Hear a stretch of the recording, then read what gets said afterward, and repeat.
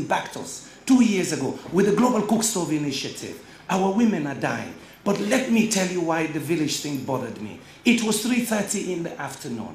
I am sure the woman went back to cook. I am sure if she's unlucky, it been get for go back now, well, for go fetch water. And she will cook and poison herself. But guess what? We need to reach the power and something else. Recently, Kandeh went home to his village in Kichom, in the far northeast corner of Sierra Leone. That's my brother. That's my uncle. And that's my chief. Also my uncle.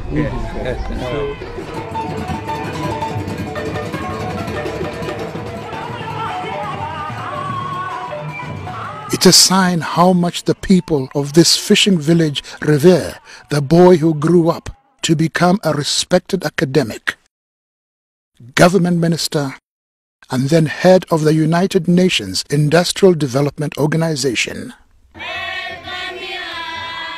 Yumkella's home village remains his inspiration.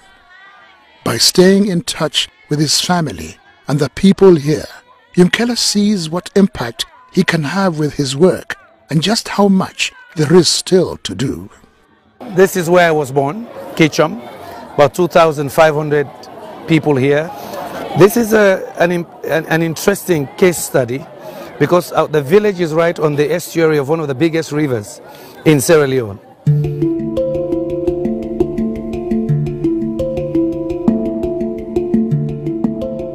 And it's at the point where it empties into the Atlantic.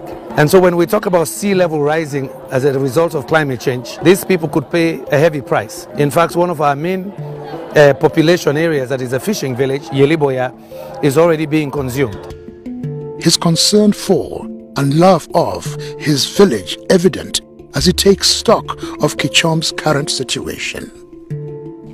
But in addition, this is a village that is very poor. It's agrarian. And what they rely on here is rice cultivation, one of the largest rice cultivating areas in the country. But they also have no electricity. So what we've done through UNIDO and with the technical guidance of Dr. Keleman, who holds a PhD, we're trying to do integrated energy solutions.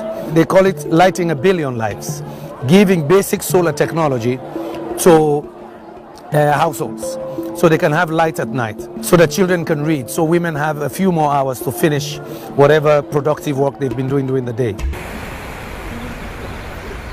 Back home, Yumkella wants to bring the benefits of mini hydro projects to Sierra Leoneans too. A project on the Bankosoka River was developed by UNIDO, with construction being undertaken by a Chinese firm. 6 years ago, UNIDO identified this site as a potential location for a mini hydro. At that time, we were looking at the possibility of generating 1 megawatt of renewable energy power to supply the hospital. One of our regional hospitals is in this town, but it's a major agricultural area as well. Over the years, as they've been looking at the engineering study, they realized that this has a potential for 3 megawatts or more.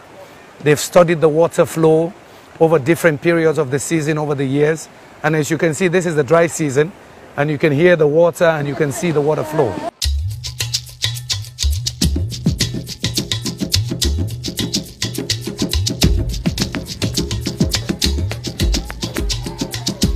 Working with partner organization, Yumkella has helped to support innovative projects in the field of solar power.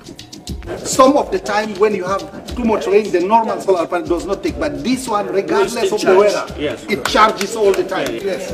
When you put another 12 volts, the Barefoot College in Sierra Leone enrolls illiterate and semi-literate women and trains them in solar engineering.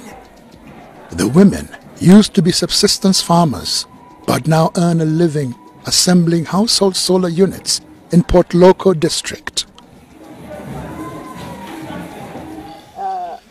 These solar suitcases provide light for the community health workers as they travel in the region with no regular electricity supply.